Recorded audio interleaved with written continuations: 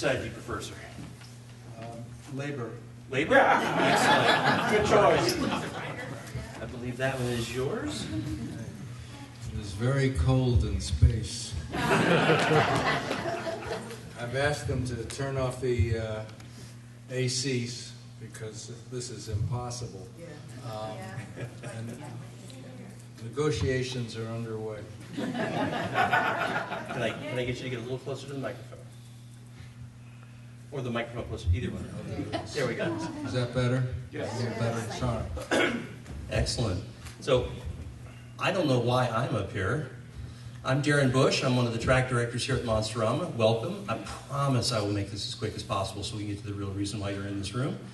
I've been asked to come and help Nicholas with crowd control. That's about all I'm going to do up here. I'm going to get out of his way as quickly as possible. But I have a funny feeling that there are people in the room who would love to hear that Mr. Meyer is not just part of the Star Trek legacy, although obviously he is.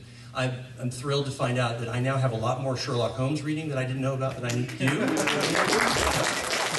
Excellent stuff. And it is just an honor to be here sitting next to this man at Monsterama because, and you've probably heard this plenty of times, your work has definitely had an influence over me as an author, as an artist, as a creator, but also as a con runner. So it is really an honor and a thrill to have you here. Thank you. Yep. So what we're going to do is we're going to let him go next, and we will have time for question and answer. We're going to obviously try and be respectful of if Nicholas needs to say, you know, that's really not something I'm comfortable answering in the current climate. I'm not going to waste any time explaining what that means. I will ask you to just be respectful and let him have the option to go, yeah, it's not something I can answer or I'm willing to answer. So having gotten the unpleasantness out of the way, I want to say, welcome. Thank you. Yeah. Did you have any opening remarks? Anything you want to start with? Well, I was going to sort of free associate about my life and times, particularly with regard to my work. And at the end of that, if you have questions, I will do my best to answer them. I highly recommend my books. I used to sort of forget to recommend my books. And my girlfriend makes me put them in the trunk of my car. And then I forget to take them out of the trunk of my car. But I'll try to do better. In any case, some of you who may have read my memoir or whatever probably know some of the things that I'm about to talk about, but I will paraphrase myself in the hope that it's at least momentarily diverting. I was born about 15 minutes after the end of World War II in New York City. My father was a psychoanalyst and my mother was a concert pianist. So I was a very fortunate little boy because New York at that time was a kind of magical place. America was unmistakably the good guy. We were wearing the white hat. And New York, there was such a thing at the time as a middle class. And we were members of that middle class. New York was sort of like Disneyland then, only it wasn't made out of plastic. It was all real.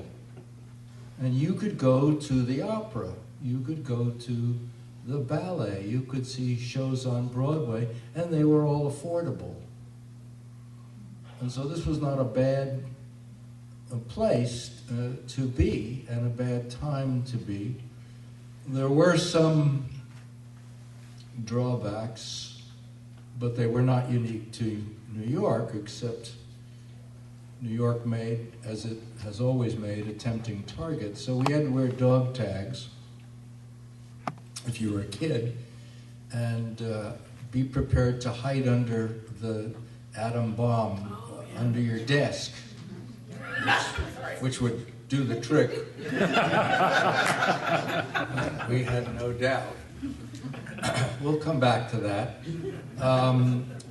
I grew up as, imagination and paranoia are probably flip sides of the same coin, and for an imaginative kid, low-flying planes over Manhattan, I always wondered if that was like the one. In about 1947, when I was 2 years old, my dad became attached to the American hospital in Paris in Neuilly. So we went to France. I've crossed the Atlantic on a lot of ocean liners, starting when I was 2.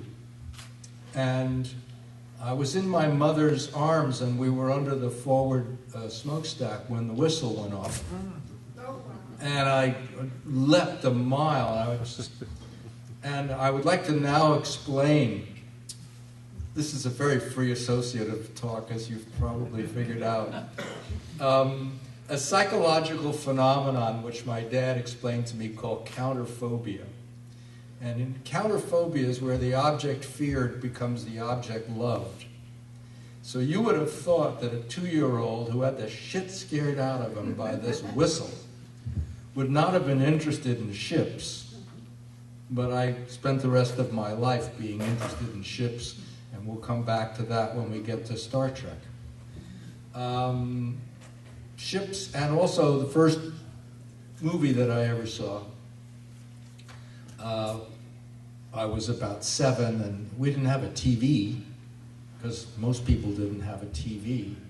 So I was taken to see Laurence Olivier in The Beggar's Opera, directed by a 23-year-old Peter Brook. And I had never, the images were just huge for a start. And I was sort of good until they were going to hang Captain McKeith, at which point I ran screaming from the movie theater in terror. The fact that The Beggar's Opera is arguably the first musical, the music, rather than lessening the reality for me, only heightened it.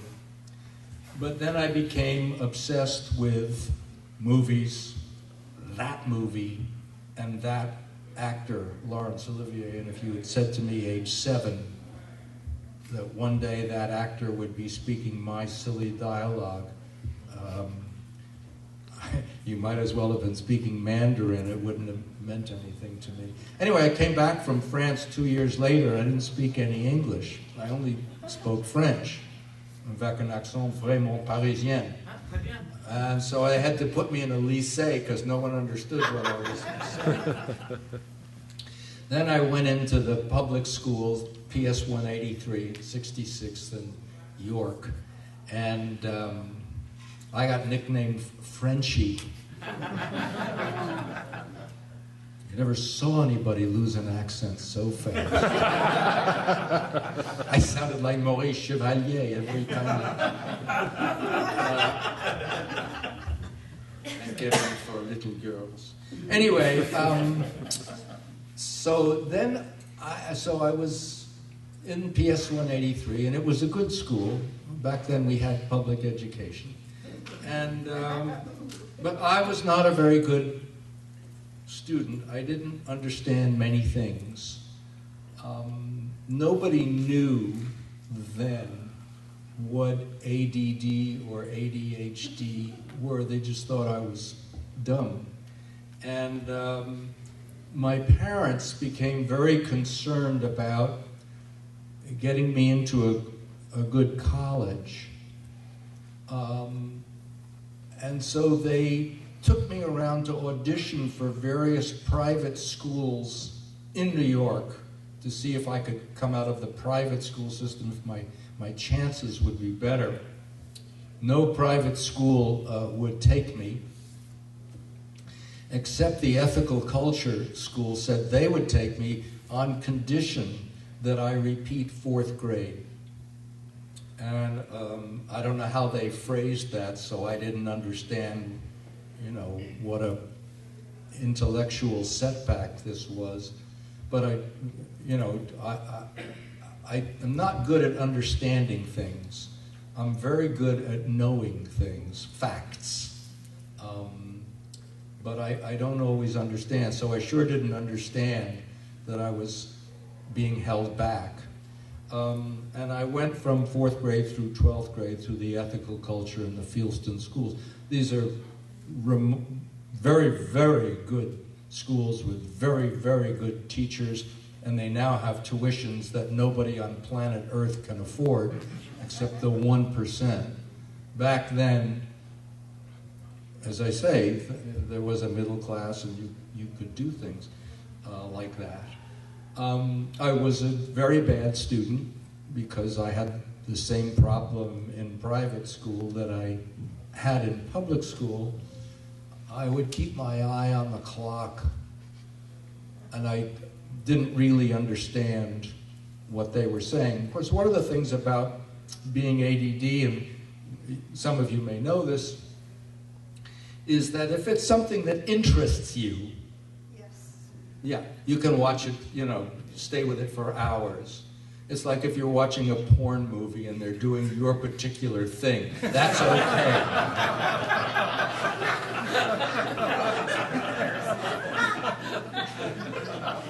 But when they do the other thing, you zone out. You're going, I wonder how much time I got on the meter. You know, you're going. Anyway, a clumsy analogy, but vivid. So I sat not understanding much from 4th through 12th grade. I did understand history, and I did understand English. I was an avid, and I am, an avid reader. I like to read mainly history and biography, but I also read, I sort of fell in love with 19th century English literature, whether it was Dickens or Wilkie Collins or Anthony Hope or Robert Louis Stevenson, or maybe most of all George Eliot, but that came later. And when I was about 11 years old, my father, who was he was a very interesting man.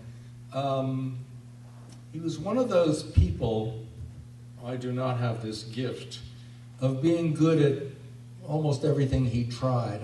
I call it the Leonard Bernstein disease.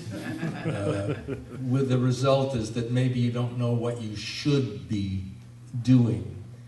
He was a very good pianist. He was a very good sight reader. He was a very good writer. He was a doctor. You know, definition of a psychoanalyst is a Jewish doctor who can't stand the sight of blood. I don't think my mother would trust him to apply a Band-Aid.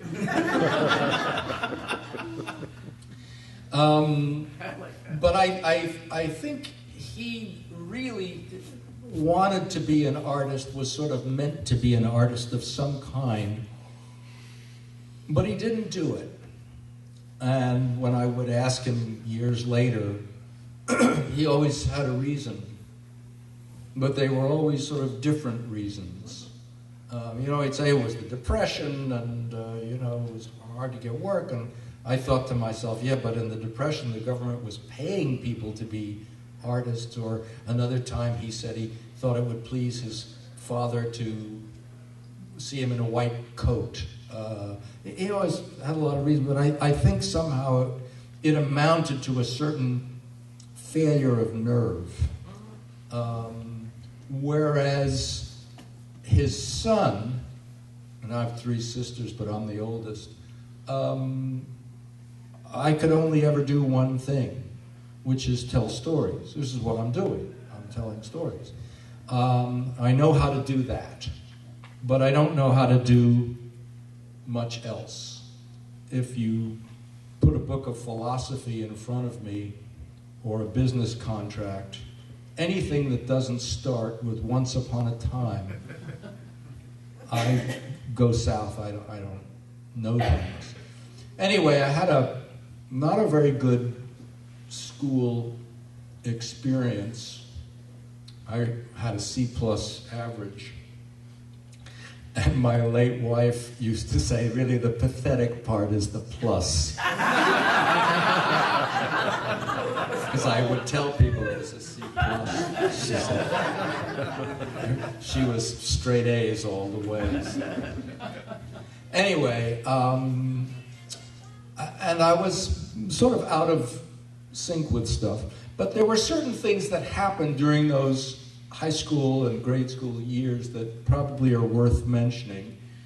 Some of them are better than others, but my mother became ill when I was, I guess around 10, and she had ovarian cancer, and she died when I was, I think, around 13. She was 45 years old. She was the concert pianist, as I said. And this was a big-time trauma, as you may imagine. I remember that some months before this happened, my dad tried to explain to me, Mom is not well, you know that. She's not going to get better. And I'm going to need you to be strong. I didn't really know what that meant, but I thought it meant, don't cry. And his generation was a very bottled up, don't cry generation. The family was in the bedroom with her when she died. And I remember thinking, I have to remember all about this so I can write about it. And I think in that moment, I converted myself from a participant into an observer. And that was the way I got through it. When she was dead, and this rattle in her throat ceased, I remember I went up and touched her because I had never touched a dead person. I don't think I've touched a dead person since, but I thought, this is all... Graham Greene said that childhood is the artist's bank account. Interestingly enough, I've never really written about that night, or certainly never published anything that I wrote about it. So that was a really bad time. My father remarried a year later, and she married the woman who saved us, who just died about 2 years ago. We got really lucky. My father came from a very formal family. Dinner was at 6:45, and for the half hour before that, he would come home, there would be a martini on the piano, he would play, and then we would sit down, and there would be cloth napkins, and there was a little bell, and someone came out and bring the food. And yeah, my new mother changed all that. We sat in the kitchen and watched the game on TV. And things got a lot better. It was, I remember that, I don't know how long they'd been married, but it was a Saturday.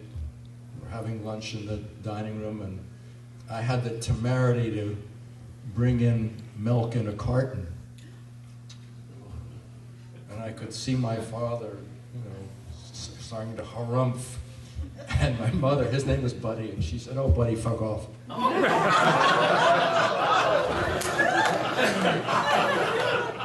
Wow. I know, but she's going to hell. The earth is going to open up. But that didn't happen. Anyway, so that's that part of the story. The other part is when I was 11, and my biological mother was still alive, my dad gave me the complete Sherlock Holmes in one volume to read. And I inhaled this book. I'm not a fast reader. I'm not a fast thinker. If I speak quickly, you can be sure I'm playing a tape. But I gobbled up these 56 short stories and 4 novellas. And I was always writing. People said, when did you decide to be a writer? I said, I never decided any such thing. It was just something that I do. And it began with me dictating stories to my dad, who would write them down. And they were stories about how our dog carried the newspaper home in the mouth from the grocery store and things like that. And then my dad said, listen, I can't just be your stenographer. You've got to do this yourself. And so I've been scribbling ever since. And he said to me, sometimes when artists are learning to paint, they put you in front of other paintings and say, here, copy this. And when you go to museums, you sometimes see art students copying. So I started copying Sherlock Holmes. That was my model. And I've been forging them ever since. I am a forger, and forgery is an interesting topic. So that was a big formative experience in my life. The other formative experience, I suppose, was Shakespeare and the movies. And that happened because, as I said, I'd become fixated on Captain Macheath from The Beggar's Opera, Laurence Olivier. I had such a man crush on this, child man crush. He was so stunningly gorgeous. I learned that he was in a movie. This is like I'm now about 13. My memory is good, but it's not perfect, particularly about numbers. But I was in junior high or something, and we were reading Shakespeare. I didn't understand a word of it, because I didn't understand anything. But I saw an ad in the paper that Laurence Olivier was in a movie called Henry V. Oh, yeah. I told you I wasn't smart. I thought it was Henry V. And it had pictures of guys in armor and horses and swords, and I thought, great. They didn't mention anything about the writer. So I played hooky from school and went down to what was then the Thalia movie theater, which is on like 95th Street and West End Avenue, to see Henry V. And I had a religious experience. I was Saul of Tarsus on the road to Damascus. I had a vision. I was so in love with this movie, everything about it, the visuals, the music by William Walton, as it turned out, and the battle scenes and the swords, and as much as anything else, the words. And I thought, this is the best movie, and this is the best actor, and this is the best writer, and I'm never going to read another Shakespeare play, because they're not meant to be read, they're meant to be heard. Or certainly I'm not going to read it until I've seen a performance of it. And there were some very curious byproducts of this, one of which is that I have whole Shakespeare plays memorized to this day. Don't worry.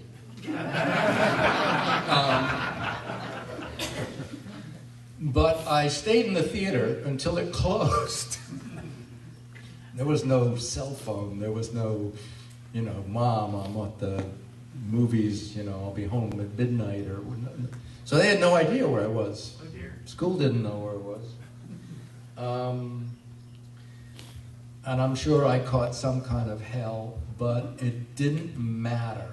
I was completely gaga for this Henry V thing. And then later on I saw his Hamlet, his Richard III, and then later on I saw whatever. But when I was a 18-year-old at the University of Iowa, where I was for 4 years, the theater department put on King Lear. And I was the only person in the audience who didn't know what was going to happen next, because I didn't read it. So I had another sort of really shattering experience doing that. But these were formative experiences that sort of shaped my life. And one thing that I think we'll all recognize is that childhood experiences, as Graham Greene said, that's the artist's bank account. You don't have to be an artist to be affected. I don't like impact as a verb. To be affected by a childhood experience with a person, with an event, or with some work of art. Those are the ones that kind of stay with you when you first saw Bambi or Snow White or The Black Stallion or read The Three Musketeers or whatever. That stuff sticks. It's why you call it an impressionable age, because it makes a big impression, a lasting impression. I don't think I've ever discarded my passions. I may have added to them, and I may have to some degree outgrown some of them, but not really. Whatever it was that I decided was great, and I pretty much decided everything was great. And I was the most incurious child, because when you went to the ballet, or even when you went to the football game, you had to wear a necktie. And I really hated that thing with a passion. And they would slam me into it, red-faced and furious, to go to my friend's birthday party. And my friend was going to see a movie about cows. And I said, I don't want to see a movie about cows, and I don't know why I have to wear a necktie. And we had to go to see this movie. It was called Oklahoma.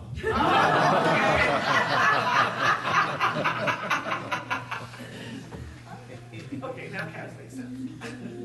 And I had another vision. I thought, oh my God, this is the greatest thing. So I wore out the phonograph record and I saw it a million times. Another thing my dad introduced me to was the novels of Jules Verne. And I became a Jules Verne fool. I have a huge Jules Verne collection. And it was about this time that Walt Disney made the best movie that Walt Disney ever made, which was 20,000 Leagues Under the Sea. And I think my parents, maybe this was payback, but they forgot me in that movie theater.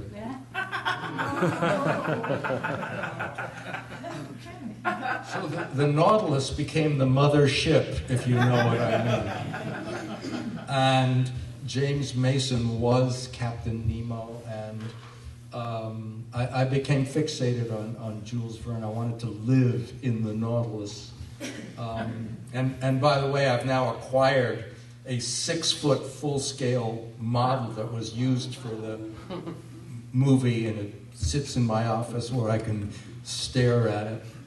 Anyway, when I was 11, so I think it was 1956, I'm not good at math, but I'm pretty sure. I was taken for my 11th birthday to the same Rivoli Theater where Oklahoma had played to see the Mike Todd Around the World in 80 Days. And my dad was there, and at the end of the movie, I saw him do something I'd never seen him before or since. He went around and bought another ticket, because it was a roadshow attraction. You bought tickets in advance. But we were so transported by this movie. And when you went to see the movie, in the Rivoli Theater, there was a souvenir program book that you could buy, $2. And it was all about the making of the movie. And Lawrence of Arabia had that book, and Ben-Hur had those books, and I bought them all. I still have them, of course. But we bought the Around the World in 80 Days book, and had an article in the book about the making of the movie. And the headline of the article was, "You too can make a motion picture. No previous experience necessary." Why? Because Mike Todd had never made a movie. And this was the only movie that he made. Because he was shortly thereafter killed in a plane crash, so he never got to do another one. But it was a sarcastic article. All you need is 6,000 people in 4 countries and $7 million, and you can make a movie. But when you're 11 and you're not smart, you didn't get the sarcasm. You just thought, you too can make a motion picture. No previous experience necessary. So I said to my dad, "Pop, I want to make a movie." And we have an 8mm wind-up Revere movie camera, and you can help me make the movie. And of course, not being the sharpest knife in the drawer, the movie I wanted to make was the movie I had just seen. I'll be Phileas Fogg. My best friend will be Passepartout. He grew up to edit all my films. And my father, with a suspicious readiness, fell in with this plan right away. This was the man who wanted to be an artist of some kind, and this was his shot. So we spent the next 5 years on weekends, on school vacations, on summer holidays, making the Around the World in 80 Days 8mm all-kid version. We shot out of sequence, of course, as you're obliged to do. Something is open, you have a chance, da, da, da, da. So I grew up and down over the next... And it became famous in its own way. Harper's Bazaar did an article. We would rent it for children's parties. It was about an hour long, and when sound came in, we added a sound stripe to it, and so there was a kind of running narration. It was pretty cute. But anyway, these are my formative influences. I will say that in the 60s, I was graduated, passive verb, from the Fieldston High School in 1964, and sometime after that, I guess, Star Trek was on TV. Yeah, I didn't know what it was, so I gave it a miss. They were all running around in Dr. Denton's, and there was a guy with pointy ears, and I think it's safe to say I missed everything that was remarkable or important or worthwhile about it. When I was at the University of Iowa, I became friends with husband and wife graduate students, PhD in American Indian Studies, and she was in the Iowa Writers Workshop. And he loved Star Trek. And he would take LSD and watch it every day. I think he did this for like 54 days, at the end of which time she left him. But that was my only frame of reference for any of that. When I got out of the University of Iowa, I went back to New York. I had never heard anything good about Los Angeles, so I went there to try to make some progress, which sometimes you're making progress when it doesn't feel like you're making progress. For a while I sold tobacco in Bloomingdale's, and then I got a job in the publicity department of Paramount Pictures. I didn't know what publicity was, but I was just happy to get my foot in any door. And we wrote press kits for Paramount movies. And Paramount 1968, 69, 70, 71, they were making a bunch of cool movies. They all cost around $2 million. They made the Franco Zeffirelli Romeo and Juliet. They made the Lindsay Anderson If. They made Richard Attenborough Oh, What a Lovely War. They did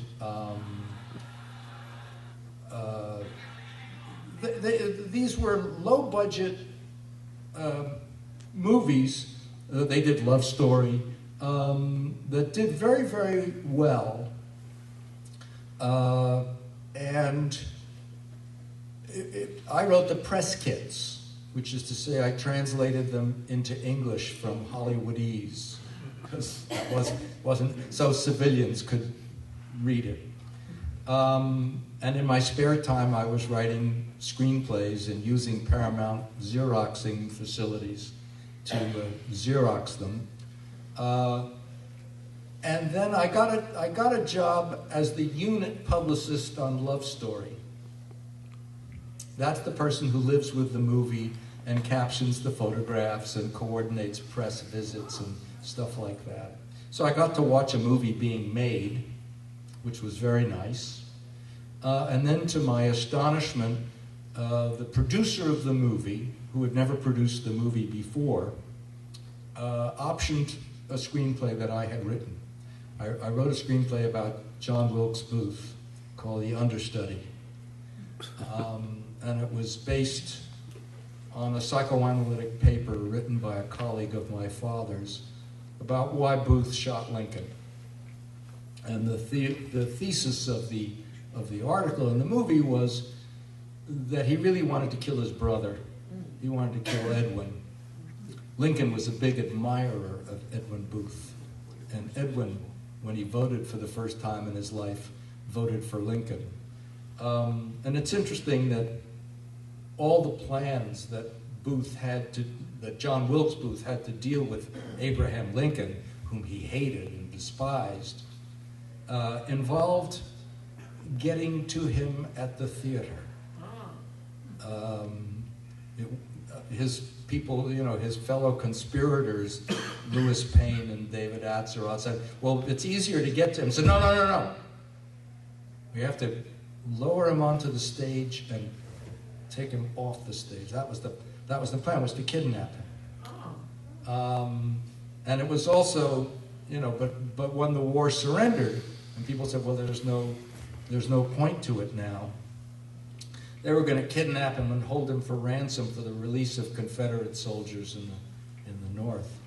But then that plan was moot because the war was over. So another plan came to be, which was to not only to kill him, but to kill several members of his cabinet as well. Anyway, that was the screenplay. It got optioned, and I thought, well, this is it. I'm going to be on The Tonight Show. Well, that didn't happen because most movies don't get made. But after 3 years of being in New York and not doing so great at it, I decided to go west and seek my fortune. I wrote a nonfiction book. I said, I have to write something that sells because I was tired of telling people I'm trying to be a writer. So I thought, what can I write that would sell, that nonfiction? I could write a book about the making of Love Story, because I was like months late with this book in terms of timing, but I did manage to sell it.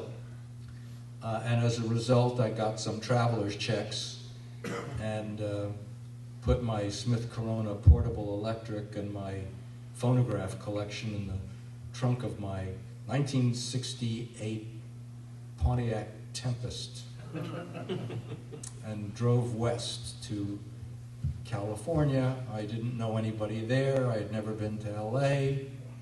When you're in New York, the only thing you hear about is bad things about LA because the people who didn't like it come back.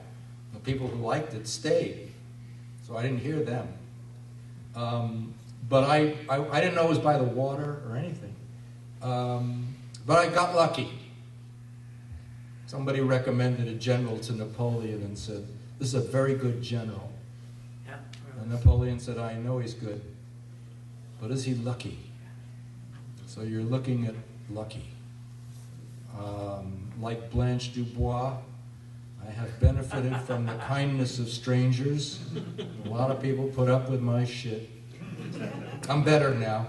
Well, This is me better. unfortunately, that's a perfect moment for me to interrupt you and say we got 10 minutes. I'll let you know. Oh, Darren, we hate you. I hate me too. So, did you have more to the story? I really did not want to interrupt you. Well, we didn't get to my death. Actually, we were going to get to Star Trek, but it's all in the book anyway, and probably you all know that part. So, but I'm happy to entertain any questions about my reminiscence. I didn't realize I was taking so long. I thought, how am I going to fill up an hour? No. I made an executive decision. We were not going to stop you. It was a great story. Thank you so much for all of the sharing. I want to let everybody know. Hold on, give me 1 second. I want to let everybody know that if you talk to people who are fans and say, "Oh yeah, I've seen his interviews on YouTube or whatever," which I've watched several of those, you can say to them, "You haven't seen this one. This one's unique." So there you go. I did have a bunch of questions for you prepared, and you answered all of them already. Oh. And because like I'm one of those people I want to ask about Shatner, but we're not going to. We don't have time. What I do want to ask though is, you talked about your love of Jules Verne, but one of your movies is based off of an H.G. Wells novella or novel. How did Wells come into your life? Well, I read H.G. Wells as I read Jules Verne. They were sort of rivals, as you know, when they both wrote books about going to the moon. When Verne wrote his book about going to the moon, he figured out it was going to have to be from Cape Canaveral. He figured out it was going to have to be a giant cylindrical rocket. He figured out they were going to land in the water with a parachute and have to be rescued. He figured out the whole thing. H.G. Wells simply invented an anti-gravity device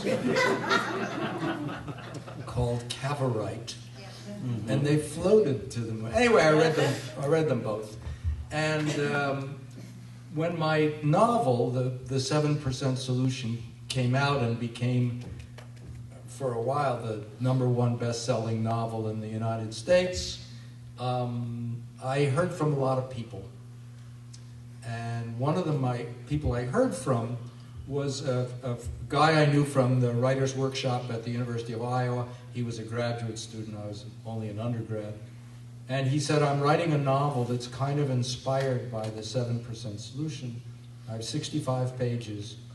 Would you read it and tell me what you think?" And back in those days, I had time to do that. So I said, sure.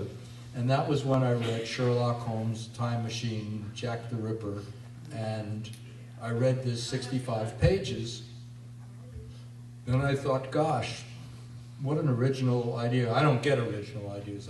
I just trip over other people's. And so I gave him my notes and I forgot about it, except I didn't forget about it. And I thought, this isn't really a literary idea. This is a visual idea. Two guys in Victorian outfits running around modern-day San Francisco. That'd be inexpensive, too. Maybe they'd let me direct that because it would be so cheap, and I'm coming off this Oscar nomination on the other thing. And so I optioned his book, and that's how I got to the H.G. Wells part. Excellent. Thank you. The gentleman in the burgundy over here had his hand up. Yeah, when it was announced in 1983 that Leonard Nimoy would be directing the next Star Trek movie, The Search for Spock, how did you feel about that? Oh, it was offered to me first. It was offered to me, and I said, what is it about? And they explained it was about Spock comes back to life.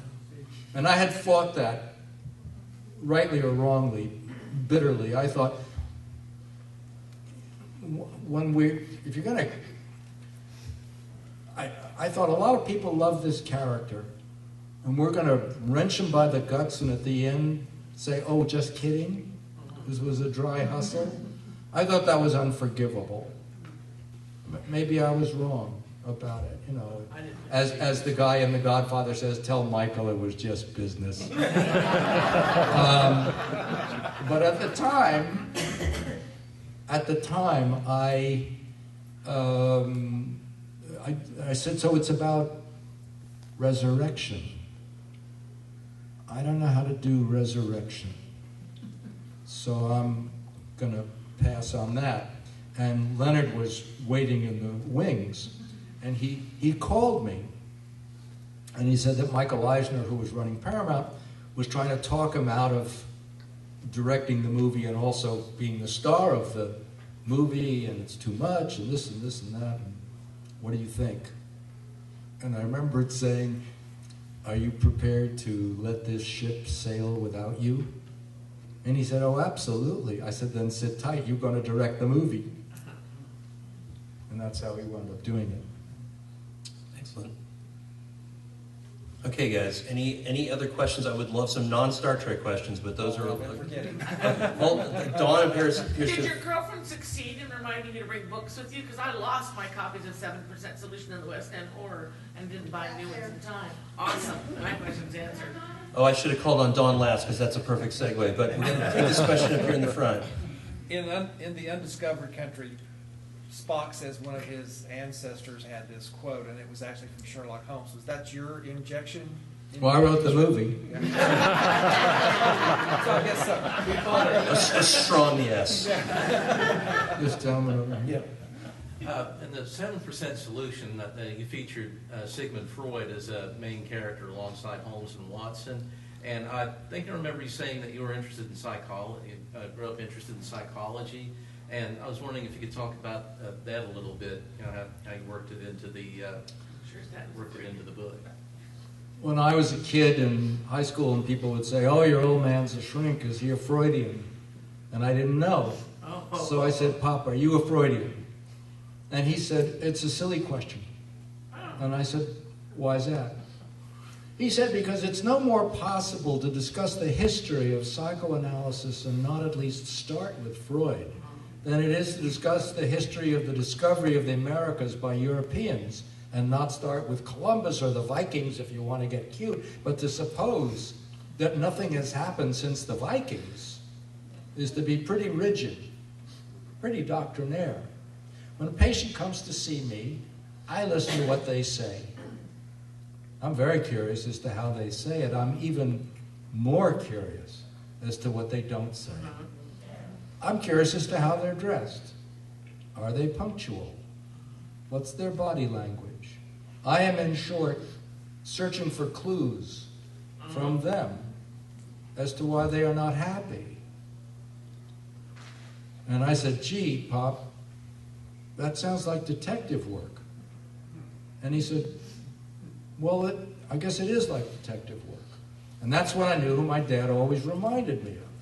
He reminded me of Sherlock Holmes. Then I started to wonder, in my tortoise way, what Arthur Conan Doyle knew about the life and writing of Sigmund Freud. And the first thing you realize is, oh, they're both doctors. Well, they both died within 9 years of each other in the same town. And Freud had been, for a time, a cocaine user. Holmes is a cocaine addict. How many dots do you need to connect before you come up with, you know? And by the way, you know, it was like another 10, 15 years before I sat down and wrote the book. But it happened in that way, if that's the answer to your... I can't remember your question, but that's the definitely. I think you got it. Guys, Why do we have to stop? Let's pick it up. What will happen if we have a few more? I think people want you to sign books. Well, we can do both. Hey, I'll wait. We can do both. Yes. We recently rewatched The Day After in preparation for seeing you, and I just wondered if you wanted to talk about that at all. We are now hanging by a thread. The atomic clock is set at 19 seconds to midnight. I got news for you. The clock is slow. We're about 10 after. the prospect of nuclear annihilation is greater now, by far, than it's ever been. The paradox of the nuclear subject is that since 1945, our ability to destroy ourselves as a species, and everything else, by the way, it was unprecedented. It was only since 1945. It's the most important topic, rivaled perhaps by climate change at this point. But the problem is that it's so terrifying that nobody can bear to think about it. In the words of George Bush II, go shopping. And there's something called the rubber band effect, which I learned only recently. And the rubber band effect is that you're confronted by information or news that is so appalling, so terrifying, shattering, that for a while you can't function. And then you have a meal, you go to sleep, you talk to the babysitter, and bit by bit, the rubber band effect snaps you to the status quo ante, and you are able to kind of, again, push it from your mind. The problem is that hope is not a strategy. Luck is not a strategy. You may know that there have been nuclear accidents. 2 nuclear bombs dropped on North Carolina. They didn't go off. You may have heard about Colonel Petrov, the man who saved the world, and so on. But that's only going to last so long, and there are so many itchy trigger fingers, and we think of nation states as controlling nuclear weapons, but that probably isn't true anymore either. Somebody with a suitcase is running around. And so I'm very, very nervous. When I was offered the day after in 1982 or whenever it was, I didn't want to make a movie about nuclear war. I had a couple of hit movies under my belt. Town was filled with attractive women who wanted to think about this stuff. But as it happens, I was being psychoanalyzed at the time. So I was lying on the couch trying to rationalize my way out of, I think I was the 3rd director to be offered this movie. And nobody else wanted to do it either. And my shrink never spoke, because when you're being psychoanalyzed, you're doing the heavy lifting. And this time he surprised me. He said, well, I think this is where we find out who you really are. Checkmate. Had to do it. And that's how I got involved in nuclear war. Do I like thinking about it now? I do not. Executive producing now a new documentary called How to Stop a Nuclear War, which is based on Dan Ellsberg's book, The Doomsday Machine, Confessions of a Nuclear War Planner. I got to know Ellsberg in the last year and a half of his life. Most remarkable, is the closest I've come to a hero. And he said to me something that made me very proud. He said, you know, your movie is the one that sent Ronald Reagan to Reykjavik to meet with Gorbachev and sign the Intermediate Range Weapons Treaty. And I said, that part I knew. He said, but did you know that that treaty is the only treaty that ever resulted in the physical dismantling of nuclear weapons? This I did not know. Of course, the pussy grabber in chief has walked out of that treaty in his infinite wisdom. But maybe I gave us all a little more time, and I'm pleased and proud to have done that.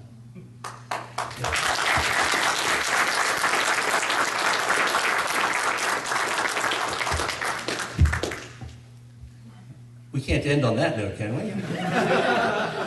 Okay, this seems trivial by comparison now, but... Yes, it's his real chest. The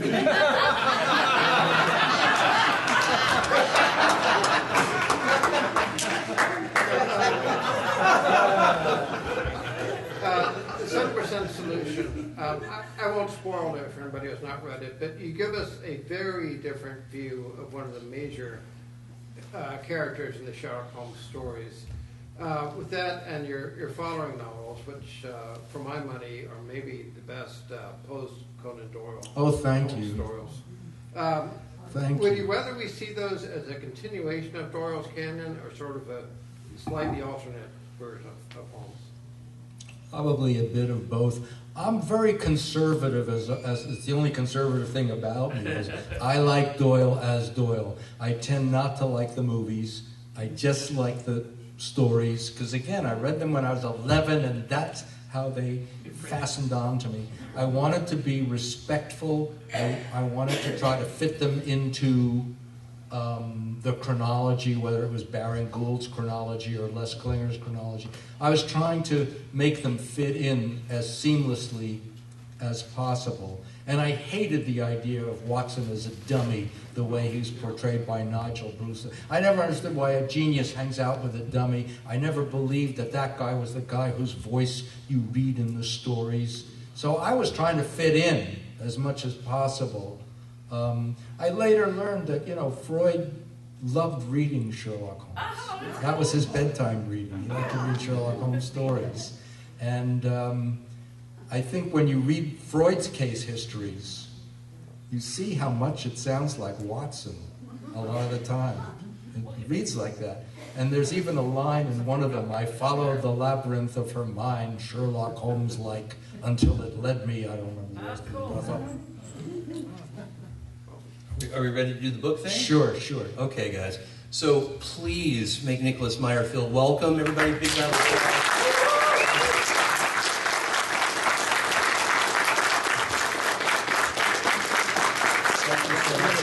So I have some instructions for the fans. What we're going to do is for the book signing, we're going to ask you to come around this way and line up from the pillar toward the book table. So we're going to go over here. We've got people with like sticks and dogs, so please be orderly in the line. Thank you so much. Thank you, Nicholas. That's great. I'm going to just, while you guys are lining up.